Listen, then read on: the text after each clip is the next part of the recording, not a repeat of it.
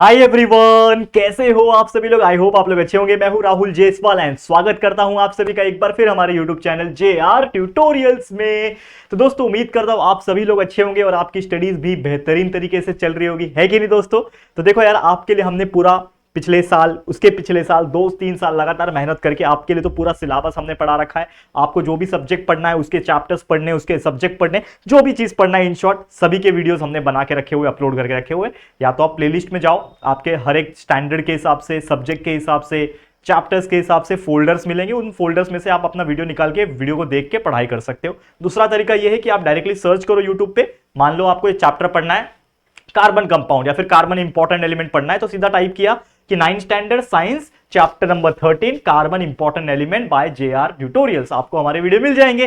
तो उसको देखो, ओपन करके और पढ़ाई करते रहो, बस इतना मुझे बोलना है। वैसे तो सिलेबस कंप्लीटेड है, लेकिन फिर भी आपके लिए हम बहुत ज्यादा मेहनत कर रहे हैं और आपके लिए रिवीजन क्रैश कोर्स लेकर आ रहे हैं, जिसमें हम आपको एक ही वीडियो के अंदर लगभग पूरे चैप्टर को रिवाइज करा दे रहे हैं। अगर कोई चैप्टर बहुत बड़ा होता है तो उसको हम 2 लेक्चर में करते हैं, बट यूजुअली एक ही लेक्चर में कंप्लीट होता है। आज जो हम पढ़ाने वाले हैं वो 9th स्टैंडर्ड के लिए साइंस के लिए एक बेहतरीन चैप्टर का रिवीजन कराने वाले हैं। अब ये चैप्टर तो बहुत बड़ा है, इसके लिए 2 पार्ट में करेंगे। तो आज पहला पार्ट यानी पहला लेक्चर लेकर आए और वो चैप्टर का नाम है कार्बन, जो कि एक बहुत ही इंपॉर्टेंट एलिमेंट है कि नहीं। तो चलिए कार्बन के बारे में पढ़ेंगे। जिन लोगों को नहीं पता कार्बन क्या है, एलिमेंट है, मेटल है कि नॉन मेटल है कि मेटलॉइड है, क्या है, उसकी क्या क्या प्रॉपर्टीज होती है, कौन कौन से टाइप के चीजें होती है, आया कहां से ये कार्बन, ये सभी चीज की चर्चा करेंगे। तो इस वीडियो को ध्यान से और एंड तक देख लेना। अगर आपको ये वीडियो स्लो लग रहा है तो आप स्पीड बढ़ा के 1.25 की स्पीड से आप देख सकते हो। चलिए शुरुआत करें वीडियो की। ओके, और साथ ही में दोस्तों यार एक सबसे इंपॉर्टेंट चीज, सोशल मीडिया पे जुड़ जाओ यार। कनेक्टेड रहोगे तो आप मुझसे बातें कर सकते हो, मुझसे कुछ पूछना है, डाउट्स वगैरह तो पूछ सकते हो, और एक एंगेजिंग रहेंगे तो ज्यादा बेटर है। तो please follow me on Instagram, link is also given in the description box. चलिए, तो क्या है पहला टॉपिक। तो सबसे पहले हम लोग समझेंगे कि भाई ये जो कार्बन नाम का चीज है ये होता क्या है, ठीक है। तो सबसे पहले बात करेंगे कार्बन। तो कार्बन क्या है, एक एलिमेंट है। जैसे कि हम सभी जानते हैं कि दुनिया में लगभग 118-120 के आसपास एलिमेंट्स प्रेजेंट है, उसमें से एक एलिमेंट है कार्बन। तो कार्बन बेसिक तौर पे क्या है कि कार्बन ये जो है एक ऐसा एलिमेंट है जो कि बहुत ज्यादा एबंडेंटली अवेलेबल है। एबंडेंटली अवेलेबल मतलब बहुत ज्यादा तादाद में पाया जाता है। आप दुनिया में किसी भी कोने में चले जाओ, आपको कार्बन जो एलिमेंट है वो आपको देखने मिल जाएगा। और ये जनरली कहां पे पाया जाता है, नेचर से ही पाया जाता है। मतलब कार्बन को हम बनाते नहीं है, हमारे एटमॉस्फेयर में भी और हमारे पूरे अर्थ के ऊपर, पृथ्वी के ऊपर, और ना सिर्फ अर्थ के ऊपर बल्कि हो सकता है अर्थ के बाहर भी जो अलग अलग प्लैनेट्स है उसमें भी प्रेजेंट हो।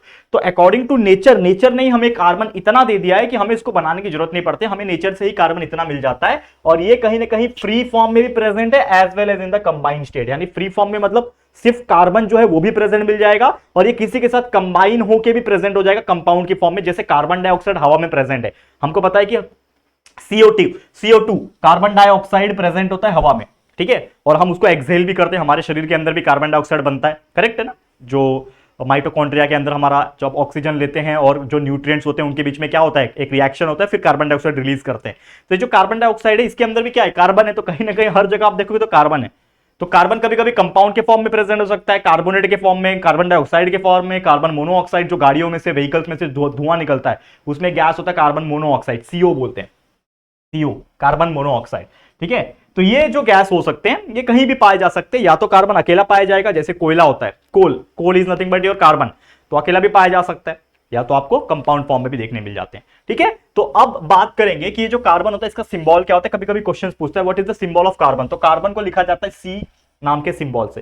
जैसे हाइड्रोजन के लिए H लिखते हैं, हीलियम के लिए He लिखते हैं, वैसे ही ऑक्सीजन के लिए O लिखते हैं और कार्बन के लिए C लिखते हैं। एटॉमिक नंबर क्या होता है, मैंने आपको एक तरीका बताया था, how to learn atomic number. एक सेपरेट वीडियो बनाया, एक नहीं दो वीडियो बनाए मैंने, जिसमें मैंने आपको 1 से लेकर 30 तक के एलिमेंट्स के नंबर और इसके सिंबल्स कैसे याद रख सकते हो। तो मैंने एक शॉर्टकट, एक पोएम जैसा बनाया था, HH लीबे बकनॉफ ने नामबग LC पेप्सी कोलर KCA science teacher very cruel man idiot को निकाले कॉलेज जाकर। तो ये मैंने स्टोरी बनाई है, ये अभी आपको नहीं समझा होगा, लेकिन अगर आप एक वीडियो देखोगे जो मैंने ही बनाया, आप सीधा यूट्यूब पे जाके सर्च करना how to learn modern periodic table, या फिर आप डायरेक्ट ऐसा डालो how to learn atomic number of elements by JR tutorials. आप डालोगे तो हमारे वीडियो आपको देखने मिल जाएंगे, थोड़ा ढूंढना पड़ेगा लेकिन मिल जाएंगे। तो देखो वीडियो, उसमें मैंने आपको कैसे ट्रिक बताएं, कैसे याद रखना है। बहुत इजी ट्रिक है, मतलब थोड़ा सा आपको मेमोरी पावर लगेगा लेकिन याद हो जाएगा।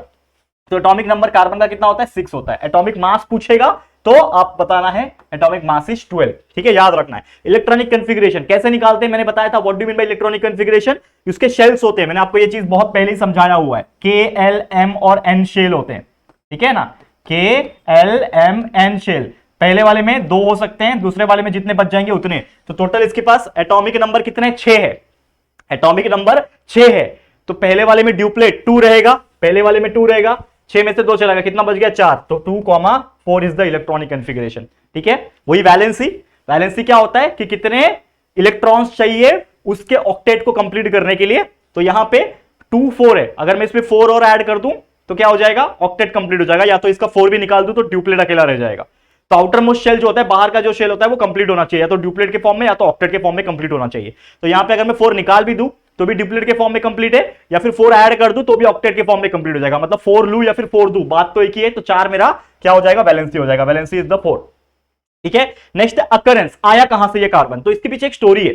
स्टोरी ये है कि जैसे कि आप जानते हैं कि हमारा पृथ्वी जब बना, according to big bang theory, जब हमारा पृथ्वी बना, पृथ्वी के ऊपर कई सारे जो रिएक्शंस है वो होने लगे। अब वो रिएक्शंस जब होने लगे तो आपको मैं एक बताता हूं कि कार्बन तो एक्चुअल में उससे भी पहले एग्जिस्ट करता था, लेकिन आज के डेट में हमारे पास जो कार्बन है, कार्बन डाइऑक्साइड है, या फिर जो भी चीजें हैं, उसके पीछे एक स्टोरी ये है कि जब डायनासोर का जमाना हुआ करता था पृथ्वी के ऊपर। ठीक है, अब जब डायनासोर हुआ करता था, एक समय आया कि जब हमारे पृथ्वी के ऊपर एक एस्ट्रॉयड आके टकराया। आज के डेट में जहां ऑस्ट्रेलिया है वहां के आसपास एक बहुत बड़ा, ठीक है ना, ये पत्थर जो होता है, एस्ट्रॉयड जो स्पेस में घूमते हैं, वो आके टकराया, गिरा अर्थ के ऊपर। और जब वो गिरता है तो इतना भयंकर चीज होती है कि अर्थ जो होता है उसका प्रेशर को हैंडल नहीं कर पाता। मतलब आप सोचो, इमेजिन करो कि अगर एक घर है, एक घर के ऊपर अगर 100 किलो का एक बड़ा पत्थर आके गिर जाए तो वो कितना खराब हो जाएगा, टूट फिट जाएगा और पूरा भूकंप जैसा हो जाएगा। वो तो यार कितने हजारों करोड़ किलो का होगा, वो इतना बड़ा होता है कि आज के डेट में जितना बड़ा हमारा इंडिया है उसके बराबर या फिर उसके आधा उतना पत्थर गिरा होगा, मतलब एस्ट्रॉयड गिरा होगा। तो अर्थ जो है खत्म हो गया लगभग, मतलब डिस्ट्रॉय नहीं हुआ, लेकिन अर्थ के ऊपर पूरा ज्वालामुखी फटने लगा और कहीं ना कहीं समुद्र में लहरें आने लगी, सुनामी जैसा हाल हो गया और पूरा एकदम हालत खराब हो गया। तो उसमें जो डायनासोर हुआ करते थे, बड़े बड़े जानवर, वो सब उसमें जल गए और दफन हो गए जमीन के अंदर। तो हुआ क्या कि जितने भी उसके बॉडी के अंदर जो फैट होंगे, जो मसल्स होंगे और कहीं ना कहीं जो प्लांट्स होंगे, वो सब क्या हो गए? जमीन के अंदर दफन हो गए। और जब जमीन के अंदर दफन हो गए तो धीरे धीरे करके क्या होने लगा? वो सब जमीन के अंदर चले गए। तो जो हड्डी, जो जानवर के हड्डी हो गए या फिर लकड़ी के वुड हो गए, ये सब जो बर्न होके अंदर जो धंस गए ना, वो बन गया कोयला। वो क्या बन गया? कोयला बन गया। तो वो क्या है? It is also a form of carbon, जो हम लोग आगे पढ़ेंगे नेक्स्ट लेक्चर में, कोयला क्या होता है। ठीक है, तो वो बन गया कोयला। और जो लिक्विड, यानी जो शरीर में क्या होता है ना, फैट होते हैं बहुत सारे, और वो तो बड़े बड़े जानवर थे, तो फैट पिघल गए और भी बहुत सारी चीजें उसमें मिक्स हो गई होगी। और धीरे धीरे, मतलब सालों, हजारों साल, लाखों साल बीतने के बाद वो चीज जब हुई तो वो बन गया फॉसिल फ्यूल। तो आपके आज के डेट में हम क्रूड ऑयल बोलते हैं ना, क्रूड ऑयल फॉसिल फ्यूल बोलते हैं, वो वाली चीजें हैं। और जो कोयला वगैरह है वो किसी लकड़ी या फिर किसी एनिमल के वो सब मिला जुला के बने हुए सॉरी, माफ करना। ठीक है, तो अकरेंस आपको समझ में आया कि कहां से आया। अब इसकी प्रॉपर्टीज क्या है कि जो कार्बन होता है इसकी बहुत सारी अलग अलग टाइप की प्रॉपर्टीज होती है। One of the properties is कि जो कार्बन होते हैं ना, इनका नेचर होता है एलोट्रोपिक वाला।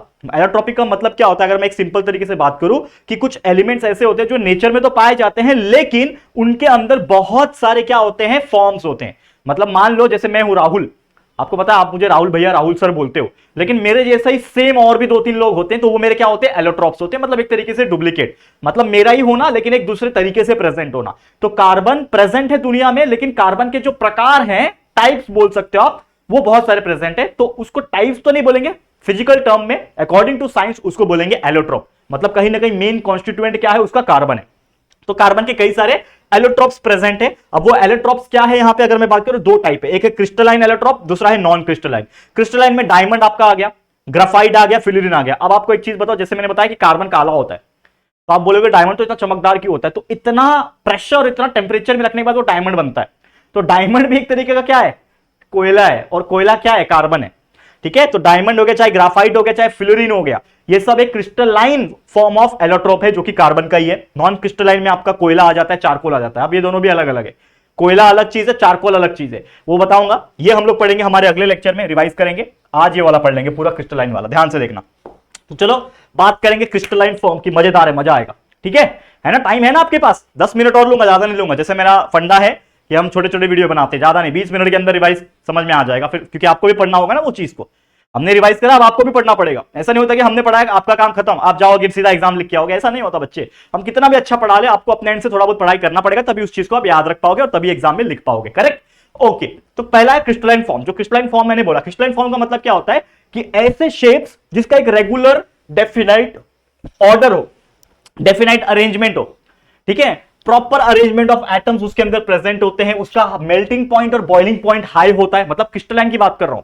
मतलब जो एलोट्रोप्स की हमने बात किया, एलोट्रोप्स का मतलब क्या है कि कार्बन का ही उसके जैसा अलग अलग फॉर्म्स में प्रेजेंट होने वाला कोई सब्सटेंस, तो उसका एग्जांपल है एलोट्रोप्स। एलोट्रोप्स क्या है, बेसिक तौर पे एलोट्रोप्स के अंदर जितने भी सब्सटेंस प्रेजेंट है उसका एक प्रॉपर शेप होता है। उसका क्या होता है, प्रॉपर शेप होता है, उसका साइज होगा, उसके अंदर जो एटम्स प्रेजेंट रहेंगे उसका प्रॉपर अरेंजमेंट रहेगा, उस पर्टिकुलर चीज का high melting point and boiling point रहेगा, मतलब ज्यादा हाई डिग्री पे मेल्ट होगा, ज्यादा हाई डिग्री पे बॉईल होगा, ठीक है। साथ ही में उसका डेफिनाइट ज्योमेट्रिकल शेप होगा, उसके शार्प एजेस होंगे, मतलब जैसे डायमंड आपने देखा है तो डायमंड के शार्प एजेस होते हैं, वो एकदम पाउडर जैसा नहीं होता, वो कोयले जैसा नहीं दिखता, वो थोड़ा शार्प जैसा दिखता है, शार्प एजेस होते हैं उसके। ये सब चीजें प्रॉपर्टीज होती है किसी एलोट्रॉप्स की, लेकिन कौन से एलोट्रॉप्स की, क्रिस्टलाइन फॉर्म के एलोट्रॉप्स की, याद रखना। मैं बात यहां पे किसकी कर रहा हूं, क्रिस्टलाइन फॉर्म की, क्योंकि मैंने आपको अभी बताया कि आज हम लोग क्या पढ़ेंगे, क्रिस्टलाइन पढ़ेंगे, जिसमें डायमंड, ग्राफाइट और फ्लोरीन तीनों पढ़ना है। नॉन क्रिस्टलाइन जो कोयला वाला पार्ट है वो अगले लेक्चर में देखेंगे, और उसके बाद जो चैप्टर्स में जो छोटे मोटे पार्ट बच गए वो अगले लेक्चर में ही कंप्लीट कर लेंगे,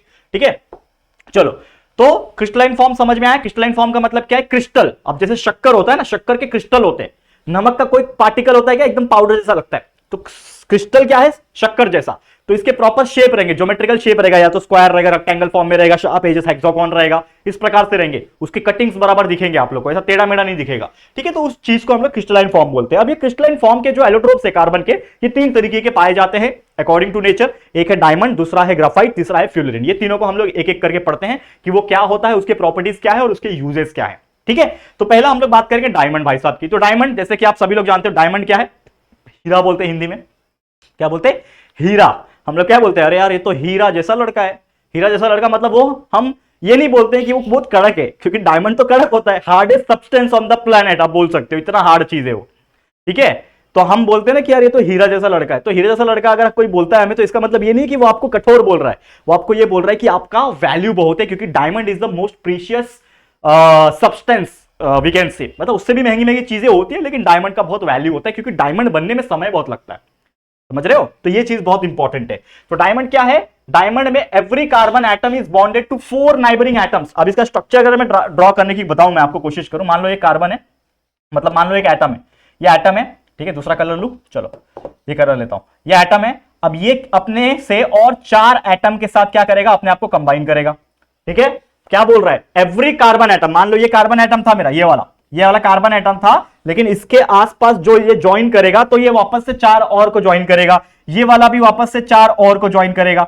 समझ में आ रहा है, 1 2 3 और ये चौथा, फिर ये वाला भी वापस से अपने आप में 4 को ज्वाइन करेगा, ठीक है। तो इस तरीके से वो ज्वाइन कर करके बहुत ही खतरनाक और बड़ा स्ट्रक्चर ड्रॉ करेंगे, तो ये होता है डायमंड। और ये बहुत ज्यादा टेट्रागोनल और 3D स्ट्रक्चर होता है, ठीक है, एक लाइन में नहीं होता, एक 3D स्ट्रक्चर होता है टेट्रागोनल। टेट्रागोनल मतलब अपने से 4 लोग के साथ जुड़ना, उसको बोलते हैं टेट्रा। टेट्राहेड्रल पढ़ा होगा ना मैथ्स में, पॉलीगॉन होता है, वैसे टेट्रा होता है, तो ट्राई, टेट्रा, ट्राई मतलब 3, टेट्रा मतलब 4, तो टेट्रागॉन होता है ये, टेट्रागोनल स्ट्रक्चर, तो 3D शेप होता है, और ये बहुत हार्ड होता है, बिकॉज इसका जो स्ट्रक्चर है वो एक 3D है, और ये अपने से 4 बॉन्ड को जुड़ता है। तो एक ने 4 को जोड़ा, वो चौथे में से हर एक ने अपने आप को 4 जोड़ा, समझ रहे हो, चेन बन रहा है बहुत बड़ा। तो इसके लिए वो जो कार्बन एक दूसरे को बहुत स्ट्रांगली हेल्ड करते हैं, और इसीलिए डायमंड बहुत स्ट्रॉन्गेस्ट सब्सटेंस बन पाता है। अब इसकी और प्रॉपर्टीज की बात करेंगे, तो ये डायमंड का जो मेल्टिंग पॉइंट होता है वो होता है 3500 डिग्री सेल्सियस, बहुत ज्यादा। 3500 डिग्री पता है कितना होता है, लोहा डालो, लोहा पिघल जाएगा, एकदम पानी बन जाएगा। तो डायमंड को पिघलाने के लिए उतना ज्यादा डिग्री टेम्परेचर चाहिए, 3500 डिग्री का। अब ये डायमंड इतना स्ट्रांग होता है कि भैया इसके ऊपर कोई एसिड भी डालोगे तो भी इसके ऊपर कोई रिएक्शन नहीं करेगा। जनरली क्या होता है कि अगर आप कोई स्ट्रांग एसिड ले लो और कोई मेटल के ऊपर डाल दो तो वो भी पिघल जाएगा, क्योंकि एसिड बहुत स्ट्रांग होता है। लेकिन इन डायमंड भाई साहब के ऊपर अगर आप एसिड डालोगे तो भी कोई फर्क नहीं पड़ता। डायमंड बोलता है मैं शक्त लौंडा हुआ, मैं तो पिघलने नहीं वाला। डायमंड क्या बोलता है, मैं सख्त हूं भाई, मेरे के कुछ भी डाल दो, मैं पिघलने नहीं वाला। अब डायमंड की और प्रॉपर्टीज है, जैसे it is a bad conductor of electricity, बहुत बुरा कंडक्टर है। अगर आप डायमंड में से एक वायर लेके उसमें से पास करोगे, अगले साइड में टच करोगे तो करंट आपको नहीं लगेगा, because diamond is a very bad conductor of electricity. Though it is a bad conductor, but don't try this at your home, please बता दे रहा हूं, ठीक है। ओके, बैड कंडक्टर इलेक्ट्रिसिटी का। साथ ही में it does not dissolve in any solvent, जब एसिड इसका कुछ बिगाड़ नहीं पाया तो कोई और सॉल्वेंट ले लो, पानी ले लो या फिर पेट्रोल ले लो, डीजल ले लो, ऑर्गेनिक सॉल्वेंट ले लो, उसमें डिसॉल्व होगा क्या, नहीं होगा। शक्कर डिसॉल्व हो जाता है, डायमंड नहीं होगा, याद रखना। इसके यूजेस क्या है, अब डायमंड का यूजेस जैसे कि आप जानते हो सबसे ज्यादा यूजेस इसका कहां होता है, ऑर्नामेंट्स में लड़कियां, फीमेल्स और लड़के भी डायमंड पहनते हैं, ऐसी बात नहीं यार, बहुत सारे वॉचेस आते हैं, बहुत सारे ऐसे ब्रेसलेट्स आते हैं, उसमें डायमंड पार्टिकल्स होते हैं। तो ऑर्नामेंट्स के तौर पे डायमंड का इस्तेमाल होता है, खासकर फीमेल्स के ज्वेलरी वगैरह में इसका ऑर्नामेंट्स के तौर पे इसका इस्तेमाल होता है। इसके अलावा इसका एक और बहुत ज्यादा यूज है जो कि ग्लास कटिंग के लिए, ग्लास कटिंग और रॉक ड्रिलिंग। तो ग्लास कटिंग में क्या होता है, मैं आपको एक चीज बताता हूं। जैसे आप कोई कांच की दुकान पे गए हो, ग्लास जहां पे बेचते हैं, जैसे आपके घर में बहुत सारे कांच लगे होंगे, तो कांच को कट करने के लिए ना एक डिवाइस होता है, एक लंबा सा स्केल जैसा चीज होता है जो कि लोखंड का होता है या फिर किसी मेटल का रहेगा, और उसके टिप के ऊपर एक छोटा सा डायमंड का टुकड़ा रहता है। रियल रहता है, मतलब उतना उसका वैल्यू नहीं होता है। डायमंड के भी कैटेगरीज होते हैं। वो डायमंड इतना शार्प होता है कि वो कांच को आप खाली ऐसा कट मारता है वो, और अपने हाथ से थोड़ा सा प्रेशर लगाता है और कांच टूट के जो शेप चाहिए वो दे देता है। तो ग्लास कटिंग के लिए और रॉक ड्रिलिंग करने के लिए, ठीक है ना, तो वो करने के लिए आपका डायमंड इस्तेमाल होता है। बहुत सारे आई सर्जरी में जो सर्जरी करते हैं उसके इक्विपमेंट्स जो होते हैं ना वो डायमंड से बनते हैं, तो आई सर्जरी के लिए भी इसका इस्तेमाल होता है। तो ये तो हमने बात कर ली डायमंड की। नेक्स्ट हम बात करेंगे दूसरा जो टाइप का एलोट्रोप ऑफ कार्बन है क्रिस्टलाइन फॉर्म का, जो कि है ग्राफाइट। अब ये ग्राफाइट होता क्या है, मैं आपको एक सिंपल सा एग्जांपल बताऊं। डायमंड तो आपने देखा होगा या फिर मूवी में देखा होगा, लेकिन ग्राफाइट क्या होता है आपने रियल में देखा है क्या? बिल्कुल देखा है। मैं आपको एक चीज बताता हूं कहां देखा है। आपने पेंसिल देखा है? पेंसिल, आपका जो पेंसिल होता है ना, जो ब्लैक कलर का जो पार्ट होता है ना, जो बीचों बीच होता है जिससे लिखते हो आप, that is nothing but your graphite. लेकिन वो एकदम प्रॉपर ग्राफाइट नहीं है, उसमें क्ले मिलाया होता है।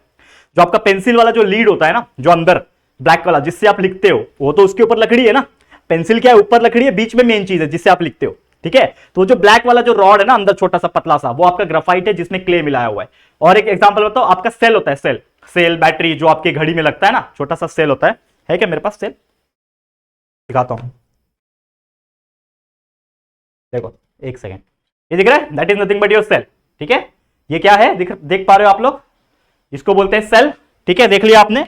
तो ये जो सेल है, कभी बाई चांस क्या करना ना, मैं आपको बताता हूं, कभी बाई चांस क्या करना, आपका जब सेल खत्म हो जाता है, देखो मैंने गलत लगाया, एक सेकंड रुक जाओ, हाँ एक सेकंड, हाँ अब लग गया, चलो जाने के बाद में करूंगा। हाँ, तो ये जो सेल की मैं बात कर रहा था, कभी बाई चांस आपका सेल खत्म हो जाता है सबका यार, 1 महीना 2 महीने के बाद सेल का बैटरी खत्म हो जाता है। सेल को लेना और तोड़ना किसी भारी ऑब्जेक्ट से, उसके अंदर आपको एक पेंसिल जैसा रॉड दिखेगा, और वो rod it is nothing but the graphite. तो ये होता क्या एक्चुअल में ग्राफाइट? तो ग्राफाइट क्या है? जिसमें हर एक कार्बन एटम, जैसे ये भी कार्बन से बना है, तो हर एक चीज कार्बन से ही बना है, because it is all the allotrope of carbon crystalline form में। तो ये जो ग्राफाइट होता है, ये क्या करता है? अपने से 3 अदर एटम को बॉन्ड करता है। जैसे ये 4 कर रहा था, डायमंड क्या कर रहा था? अपने से 4 वाले कार्बन को, मतलब और 4 कार्बन के साथ कंबाइन कर रहा था, वैसे ये 3 को कर रहा है। तो इसके कंपैरिजन में ये क्या होगा? थोड़ा कमजोर होगा, थोड़ा क्या बहुत ज्यादा कमजोर है। यही कारण क्या होता है कि ये हेक्सागोनल स्ट्रक्चर बनाता है, क्योंकि 3-3 बना रहा है, तो 3 + 3 होता है 6, तो 6 का ये हेक्सागोनल स्ट्रक्चर बनाता है। और ये जो ग्राफाइट का क्रिस्टल जो है, ये बनता है बहुत सारे लेयर से। जैसे डायमंड अलग था, ये टेट्रागोन बना रहा था, लेकिन ये हेक्सागोनल बना रहा है, और ये एक लेयर बिल्ड करता है, लेयर बनाता है, और वो हर लेयर को कहते हैं ग्राफीन, ठीक है। ये आपको याद रखना है, हर एक लेयर को क्या कहा जाता है? ग्राफीन कहा जाता है।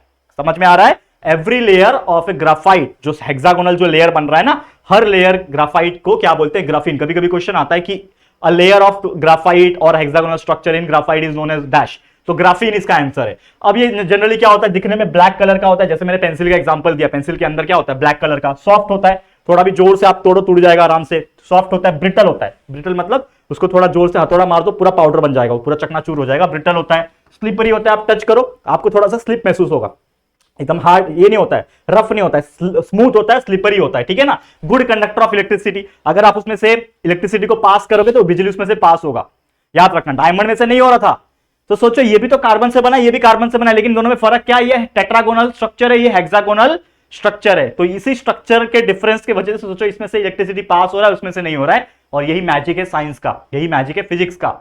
समझ में आ रहा है? क्लियर है? तो it is a good conductor of electricity, याद रखना। अब यूजेस क्या है, कहां कहां इस्तेमाल होता है? जैसे मैंने बताया कि इसका यूज होता है लीड, पेंसिल में लीड का इस्तेमाल होता है। इलेक्ट्रोड, जो मैंने सेल का एग्जांपल दिया, उस सेल के अंदर जो वो ब्लैक रॉड है उसको इलेक्ट्रोड कहते हैं, इलेक्ट्रोड में यूज होता है। और इसके अलावा इसका यूज होता है मेकिंग द लुब्रिकेंट्स। आपको पता है गाड़ी में लुब्रिकेंट डालते हैं, बाइक हो गया, कार हो गया, लुब्रिकेंट डालते हैं ताकि इंजन के अंदर जो पिस्टन रोटेट होता है, क्या बोलते हैं उसको, रेसिप्रोकेट होता है, माफ करना, वो अच्छे से हो सके, तो उसमें लुब्रिकेंट डाला जाता है। और भी कई सारे पेंट में, पॉलिश में इसका इस्तेमाल किया जाता है। किसका हम बात कर रहे हैं? ग्राफाइट का, जिससे बहुत सारी चीजें बनाई जा सकती है। क्लियर? समझ में आ गया है? ओके, तो ये हो गया आपका दूसरा भी क्रिस्टलाइन फॉर्म का। अब तीसरा जो है वो है फ्यूलेरिन। अब फ्यूलेरिन का मतलब क्या है, ये भी कार्बन से ही बना है, मतलब कार्बन का ही एलोट्रॉप है, लेकिन फर्क क्या है, it is rarely found in nature. Nature में जल्दी आसानी से नहीं मिलता, ग्राफाइट मिल जाता है, डायमंड मिल जाता है ढूंढने से, लेकिन ये फ्यूलेरिन भाई साहब बहुत अलग है। क्यों? क्योंकि ये कहां पाया जाता है, ये सूट पार्टिकल में। जो जनरली सूट मतलब क्या होता है ना, कि जो धुआं होता है ना उसमें छोटे छोटे सूट पार्टिकल्स होते हैं, ठीक है, कार्बन का ही होता है। जैसे कंपनी के चिमनी में से आपने देखा होगा धुआं निकलता है, वो धुआं के अंदर जो पार्टिकल्स होते हैं that is nothing but the suit particles, ठीक है। इंटरस्टेलर स्पेस, जो बाहर का स्पेस है हमारा, इंटरस्टेलर स्पेस जो होता है प्लैनेट्स के बीच का, that is nothing but the Interstellar space, तो उसमें पाया जाता है। ये अलग चीज है दुनिया का। एग्जाम्पल है इसका बकमिनिस्टर, तो एक साइंटिस्ट था, उसने, उसका नाम था मिनिस्टर करके कुछ तो नाम था उसका, ठीक है, तो बकमिनिस्टर नाम था, इसलिए उसका नाम, उसने फ्यूलेरिन का नाम रख दिया बकमिनिस्टर फ्यूलेरिन, जो कि 660 C60 मतलब 60 कार्बन एटम से बना होता है। तो ऐसे और भी होते हैं, C60 होता है, C70 होता है, ऐसे और भी बहुत सारे आपको देखने मिल जाएंगे। तो लगभग 30 से लेके 90 या फिर 900 लिखा है मैंने, यस, 30 से लेके 900 कार्बन एटम्स जो होता है वो एक मॉलिक्यूल ऑफ फ्यूलेरिन में प्रेजेंट हो सकता है, मतलब बहुत ज्यादा कार्बन प्रेजेंट। इसका यूज क्या होता है, बेसिक इतना इंपॉर्टेंट है, यूज याद रख लेना, it is use as a insulator. जैसे कोई करंट फ्लो वाला डिवाइस है, उसके ऊपर लगा दिया तो वो इंसुलेटर का काम करेगा। वाटर प्यूरिफिकेशन के लिए एज ए कैटलिस्ट का इस्तेमाल होता है, वाटर प्यूरिफिकेशन करवाने के लिए, और सुपर कंडक्टिविटी के लिए।